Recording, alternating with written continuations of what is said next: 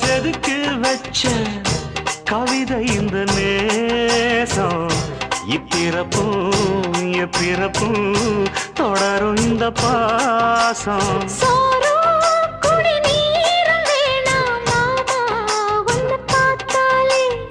ஆரும்